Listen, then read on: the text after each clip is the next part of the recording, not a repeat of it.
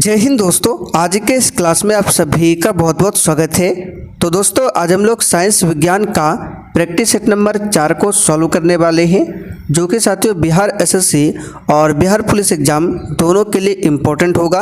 और साथियों आपके एग्ज़ाम में भी अब बहुत ही कम दिनों का समय बचा हुआ है, इसलिए साथियों आप लोग रेगुलर क्लास को अटेंड कीजिए। क्लास का टाइमिंग है सुबह 10 बजे से, तो आप लोग क्लास टाइमिंग को ज़रूर ध्यान रखें। तो चलिए इसी के साथ आज के इस क्लास को स्टार्ट करते हैं। तो फटाफट से आप लोग सेशन को एक बार लाइक कर दीजिए और हो सके तो आज के सेशन को अपने सभी दोस्तों के साथ भी शेयर जरूर कर दीजिए। तो साथियों आज का पहला क्वेश्चन देखिए, बल का विमीय समीकरण क्या है। बहुत ही शानदार लेवल का क्वेश्चन है। चलिए आप लोग आंसर बताइए, बल का डायमेंशन क्या होता है। तो यहाँ पर क्वेश्चन नंबर 1 के लिए आंसर क्या होगा, बल का विमीय समीकरण क्या होता है। तो याद रखिएगा इसका सही आंसर क्या होगा, m पर पावर 1, l पर पावर 1, t पर पावर -2, यानी कि force is equal to m l t -2। ये क्या है, बल का डायमेंशन है, ध्यान रखिएगा। चलिए अगला क्वेश्चन देखिए, जब कोई वस्तु मुक्त रूप से पृथ्वी की ओर गिरती है तो उसकी कुल ऊर्जा क्या होती है। बिल्कुल आपके एग्जाम में छपने वाला क्वेश्चन है। आंसर लगाइए क्वेश्चन नंबर 2 के लिए। तो देखिए कल भी हमने इस क्वेश्चन को आपको बताया था कि जब कोई वस्तु मुक्त रूप से पृथ्वी की ओर गिरती है तो उसकी कुल ऊर्जा नियत रहती है। क्या होती है, नियत रहती है। तो यहाँ पर सी ऑप्शन जो ही बच्चे बता रहे हैं उनका बिल्कुल सही जवाब है, नियत रहती है। क्वेश्चन नंबर 3 देखिए, भार का एसआई मात्रक क्या है। साथियों आपको एक भी क्वेश्चन को स्किप नहीं करना है, ये सारे क्वेश्चन आपके एग्जाम के लिए काफ़ी ज़्यादा इम्पोर्टेंट है। भार का एसआई मात्रक क्या है। तो साथियों भार का एसआई मात्रक होता है न्यूटन। बल का भी एसआई मात्रक न्यूटन ही होता है। यहाँ पर सी ऑप्शन आपका सही जवाब है। भार का फॉर्मूला क्या होता है, तो वेट बराबर होता है m × g, जहाँ पर m क्या है, द्रव्यमान है, और g क्या है, गुरुत्वीय त्वरण है। आगे देखिए, पानी से बनने वाले बुलबुले में जो चमक होती है वह किस प्रक्रम के कारण होती है। चलिए क्वेश्चन नंबर 4 के लिए आंसर लगाइए। पानी से बनने वाले बुलबुले में जो चमक होती है आपने देखा होगा वह किस प्रक्रम के कारण होती है। तो इसका आंसर है प्रकाश का पूर्ण आंतरिक परावर्तन। याद रखिएगा यहाँ पर डी ऑप्शन आपका सही जवाब है। लाइट का टोटल इंटरनल रिफ्लेक्शन के कारण ही पानी से बनने वाले बुलबुले में चमक होती है, ध्यान रखिएगा। ध्वनि सबसे तेज संचरण करती है।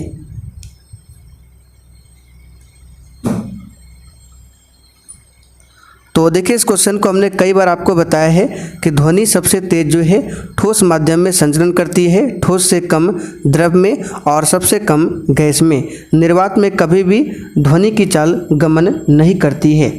तो यहाँ पर आंसर क्या होगा, सबसे तेज ठोस में। ठीक है, कभी कभी ऑप्शन में इस्पात भी देता है, तो याद रखिएगा स्टील या फिर इस्पात ध्वनि सबसे तेज संचरण करती है। जेनर डायोड का प्रयोग किस रूप में होता है।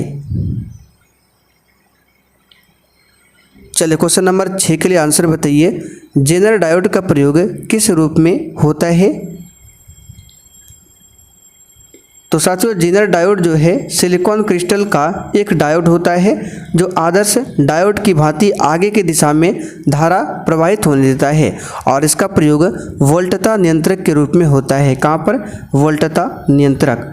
तो सी ऑप्शन जिन्होंने भी दिया है आपका बिल्कुल सही जवाब है, वोल्टता नियंत्रक। एक हीटर का तंतु किससे बना होता है। चलिए आंसर लगाइए, एक हीटर का तंतु किससे बना होता है। तो यहाँ पर इस क्वेश्चन का आंसर हो जाएगा नाइक्रोम का बना होता है। सिंपल सा क्वेश्चन है, नाइक्रोम का बना होता है। ठीक है, और विद्युत बल्ब का जो फिलामेंट होता है वो टंगस्टन का बना होता है, इसे भी ध्यान रखिएगा। निम्न में से कौन सा मूल मात्रक नहीं है। चलिए क्वेश्चन 8 के लिए आंसर बताइए और साथ ही इसका पीडीएफ आपको टेलीग्राम पर मिल जाएगा। टेलीग्राम का लिंक इसी वीडियो के नीचे डिस्क्रिप्शन बॉक्स में दिया हुआ है, आप लोग जाकर ज्वाइन कर लीजिए।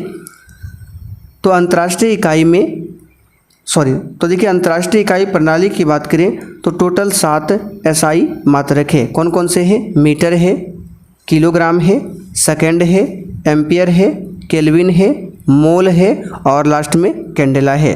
तो इसमें से कौन नहीं आएगा? तो ओम ये मूल मात्रक नहीं है। ओम जो है ये प्रतिरोध का मात्रक है, ठीक है, इसे ध्यान रखिएगा। एम्पियर किसका मात्रक है? चलिए क्वेश्चन नंबर 9 के लिए आंसर बताइए। एम्पियर किसका मात्रक है? तो सिंपल सा क्वेश्चन है, इसका आंसर क्या हो जाएगा? धारा का मात्रक है एम्पियर। मोटर गाड़ियों के हेडलाइट में आमतौर पर कौन सा दर्पण इस्तेमाल किया जाता है? सिंपल सा क्वेश्चन है, आप लोगों ने 10th क्लास में पढ़ा होगा। आंसर क्या होगा? अवतल दर्पण का। अंतरिक्ष में दूरस्थ वस्तुओं को देखा जा सकता है किस यंत्र के द्वारा? तो साथियों अंतरिक्ष में दूरस्थ वस्तुओं को देखा जाता है टेलीस्कोप के द्वारा। टेलीस्कोप को बोला जाता है दूरदर्शी यंत्र, ठीक है। तो यहाँ पर सी ऑप्शन आपका सही जवाब है। अच्छा, टेलीस्कोप का आविष्कार किसने किया था? तो याद रखिएगा गैलीलियो ने किया था। किसने? गैलीलियो ने। ध्वनि की प्रबलता किस मात्रक में व्यक्त की जाती है? बिल्कुल आपको सोच समझकर आंसर करना है। चलिए आंसर बताइए। ध्वनि की प्रबलता किस मात्रक में व्यक्त की जाती है? तो यहाँ पर इस क्वेश्चन का आंसर अगर आपने डेसिबल बताया है तो आपका बिल्कुल सही जवाब है, डेसिबल में व्यक्त किया जाता है। और आवृत्ति को किस में मापा जाता है? तो हर्ट्ज में मापा जाता है आवृत्ति को। वाट शक्ति का एसआई मात्रक है। यदि किसी वस्तु का वेग दोगुना कर दिया जाए तो उसकी काइनेटिक एनर्जी यानी कि गतिज ऊर्जा क्या होगी? तो देखिए इसे भी हमने आपको कई बार पहले भी बता रखा है। हमने आपको बताया था अगर किसी वस्तु का वेग 3 गुना होता है तो काइनेटिक एनर्जी 9 गुना होगा। अगर 2 गुना होता है तो गतिज ऊर्जा 4 गुना होगा। तो यहाँ पे 2 गुना पूछा गया है, इसका आंसर क्या होगा? 4 गुना। यहाँ पर डी ऑप्शन आपका सही जवाब है। निम्नलिखित में से कौन सी ऊष्मा की इकाई नहीं है? चलिए 14 के लिए आंसर बताइए। और साथियों जिन्होंने अभी तक सेशन को लाइक नहीं किया है, प्लीज़ आपसे रिक्वेस्ट है आप लोग सेशन को साथ में लाइक करते हुए चलिए। तो ऊष्मा की इकाई कौन इसमें से नहीं है? तो याद रखिएगा फोन नहीं है, बाकी जूल, BTU, कैलोरी ये सभी ऊष्मा की इकाई है, ध्यान रखिएगा। वह उपकरण जो विद्युत धारा उत्पन्न करने के लिए इस्तेमाल किया जाता है क्या है?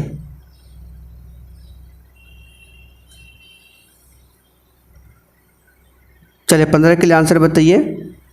वह उपकरण जो विद्युत धारा उत्पन्न करने के लिए प्रयोग में लाया जाता है वह क्या है? तो याद रखिएगा इस क्वेश्चन का आंसर क्या होगा? जनित्र यानी कि जनरेटर। और जनरेटर क्या करता है?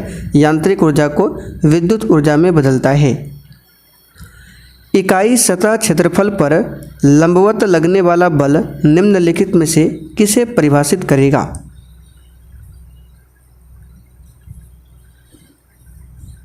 तो यहाँ पर इस क्वेश्चन का आंसर क्या हो जाएगा? दबाव यानी कि दाब को परिभाषित करेगा। क्योंकि दाब बराबर आप सभी जानते हैं क्या होता है? बल अपॉन क्षेत्रफल होता है। यानी इसी को परिभाषा में लिखा जाता है, इकाई सतह क्षेत्रफल पर लंबवत लगने वाला बल को दाब बोला जाता है। दाब का एसआई मात्रक पास्कल होता है और इसका एसआई मात्रक न्यूटन प्रति मीटर स्क्वायर ये भी होता है। यानी कि हम 1 पास्कल बराबर लिख सकते हैं 1 न्यूटन प्रति मीटर स्क्वायर। इसे ध्यान रखिएगा, एग्जाम में पूछा जाता है। वैद्युत विभवांतर की एसआई इकाई क्या है?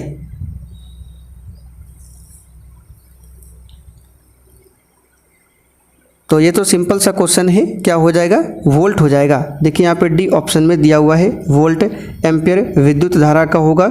जूल जो है कार्य का मात्रक है। कूलॉम आवेश का मात्रक है। लघु परिपथन के समय परिपथ में विद्युत धारा क्या होता है?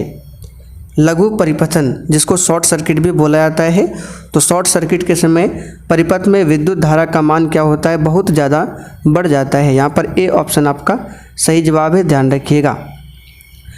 हीरे का निरपेक्ष अपवर्तनांक कितना होता है? चलिए आंसर लगाइए 19 के लिए। हीरे का निरपेक्ष अपवर्तनांक कितना होता है, तो 2.42। ठीक है, ध्यान रखिएगा। निम्नलिखित में से कौन सी प्रक्रिया वाष्प को सीधे ठोस में परिवर्तित करती है? चलिए 20 के लिए आप लोग आंसर लगाइए फटाफट से।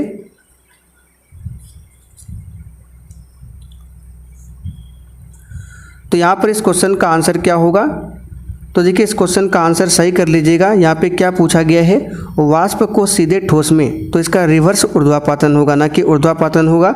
ऊर्ध्वापातन की प्रक्रिया में क्या होता है, एक ठोस को सीधा वाष्प में बदला जाता है, यानी ऊर्ध्वापातन जो है सीधे वाष्प में एक ठोस के रूपांतरण की प्रक्रिया है। तो इसका आंसर सही कर लीजिएगा। इसका आंसर होगा रिवर्स ऊर्ध्वापातन, यानी कि व्युत्क्रम ऊर्ध्वापातन। ठीक है, और वाष्पीकरण की बात करें, ये क्या है, तो देखिए वह प्रक्रिया जिसके द्वारा किसी पदार्थ को द्रव अवस्था से वाष्प अवस्था में बदला जाता है। ध्यान रखिएगा, वह प्रक्रिया जिसमें किसी पदार्थ को द्रव अवस्था से वाष्प अवस्था में बदला जाता है उसको बोला जाता है वाष्पीकरण। और संघनन में क्या होता है, तो संघनन में किसी पदार्थ को वाष्प अवस्था से द्रव अवस्था में बदला जाता है, जस्ट उल्टा होता है। ठीक है, तो याद रखिएगा संघनन में क्या होता है, वाष्प अवस्था से द्रव में, और वाष्पीकरण में द्रव अवस्था से वाष्प में बदला जाता है। ध्वनि तरंगे नहीं चल सकती है,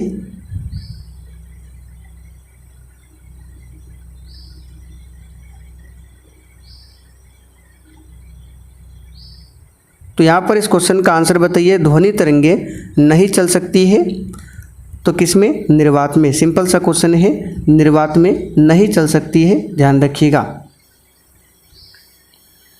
पृथ्वी पर किसी वस्तु का पलायन वेग चंद्रमा पर उस वस्तु के पलायन वेग से क्या होगा? अच्छा, पृथ्वी का पलायन वेग कितना होता है आप सभी जानते हैं, 11.2 किलोमीटर प्रति सेकंड, और चंद्रमा का पलायन वेग होता है 2.4 किलोमीटर प्रति सेकंड। यानी कि पृथ्वी से अगर किसी वस्तु को एक सेकंड में 11.2 किलोमीटर की स्पीड से ऊपर फेंकेंगे तो वह वापस नहीं आएगा, और चंद्रमा पर किसी वस्तु को अगर एक सेकंड में 2.4 किलोमीटर की स्पीड से फेंकेंगे तो वापस नहीं आएगा। तो पृथ्वी का अधिक है, चंद्रमा पर कम है, तो इसका आंसर क्या होगा, इसका आंसर होगा अधिक। पृथ्वी पर किसी वस्तु का पलायन वेग जो है चंद्रमा पर उस वस्तु के पलायन वेग से क्या होगा, अधिक होगा, ध्यान रखिएगा। ग्लास में पानी पर बर्फ तैर रहा है, यदि बर्फ पिघल जाए तो आयतन पर क्या प्रभाव पड़ेगा?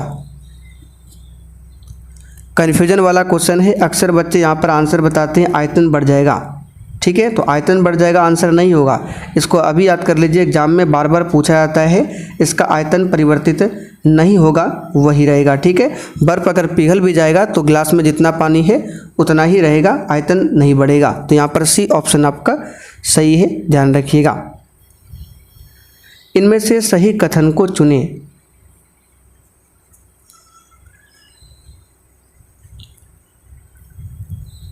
तो यहाँ पर 24 के लिए आंसर क्या हो जाएगा, तो देखिए द्रव्यमान हमेशा स्थिर रहता है जबकि भार बदलता है, बिल्कुल सही है।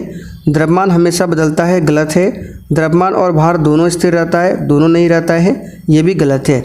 देखिए किसी वस्तु का द्रव्यमान कहीं पर भी अगर आप उसको ले जाएंगे तो द्रव्यमान कभी भी नहीं बदलेगा, बदलता है उसका भार। ठीक है, अगर मान लीजिए किसी वस्तु का द्रव्यमान मान लीजिए 10 किलो है तो चंद्रमा पर भी क्या होगा, 10 किलो होगा। लेकिन किसी वस्तु का भार अगर मान लीजिए पृथ्वी पर 600 न्यूटन है तो चंद्रमा पर हो जाएगा इसका 1/6 भाग, यानी कि 100 न्यूटन। ये बदलता है। ऐसा क्यों होता है, तो छोटी जी के कारण ही ऐसा बदलता है, क्योंकि भार बराबर क्या होता है, W बराबर m × g। मास तो फिक्स रहता है लेकिन जी जो है ये बदलता रहता है, जिसके कारण भार भी बदलता है, और द्रव्यमान क्या है, स्थिर रहता है। भारत में प्रत्यावर्ती धारा का मान कितना है? तो सिंपल सा क्वेश्चन है, आप सभी जानते हैं। भारत में प्रत्यावर्ती धारा का मान 50 हर्ट्ज है। 50 हर्ट्ज का मतलब क्या होता है, 1 सेकंड में 50 बार अपनी दिशा बदलती है। ठीक है, यहाँ पर ए ऑप्शन आपका सही जवाब है। जे थॉमसन को किसकी खोज के लिए भौतिकी में नोबेल पुरस्कार मिला था? तो ये तो सिंपल सा क्वेश्चन है। इलेक्ट्रॉन के खोजकर्ता थे जे थॉमसन। न्यूट्रॉन के खोजकर्ता कौन थे? जेम्स चैडविक थे।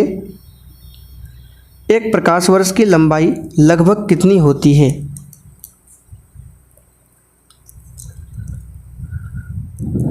तो साथियों, एक प्रकाश वर्ष की लंबाई लगभग कितनी होती है? तो याद रखिएगा 9.46 गुना 10⁻12 किलोमीटर, या फिर इसको बोल सकते हैं 5.88 ट्रिलियन मील। ठीक है, 5.88 ट्रिलियन मील। ठीक है, ध्यान रखिएगा।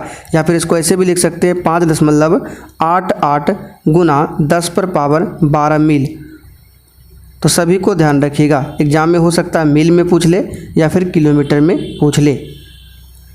बस के अचानक मुड़ने पर बस में खड़ा यात्री बाहर की ओर गिर पड़ता है, इसका प्रमुख कारण क्या है? तो इस क्वेश्चन का आंसर क्या होगा? गति का जड़त्व। ठीक है, यहाँ पर बी ऑप्शन आपका सही जवाब है। न्यूटन ने जो गति का पहला नियम दिया था उसी को जड़त्व का नियम भी बोला जाता है। केतली में पानी गर्म होना किसका उदाहरण है? चलिए, पूछा हुआ क्वेश्चन है बिहार एसएससी में, केतली में पानी गर्म होना किसका उदाहरण है? तो ये संवहन का उदाहरण है। किसका? संवहन का। किसी एक समान वृत्तीय गति में क्या होता है? चलिए, इसका आंसर बता देते हैं। वेग और त्वरण दोनों ही नियत रहते हैं। निम्न में से कौन सी घटना ध्वनि तरंगों के साथ नहीं हो सकती है? चलिए, 31 के लिए आंसर बताइए। अच्छा क्वेश्चन है।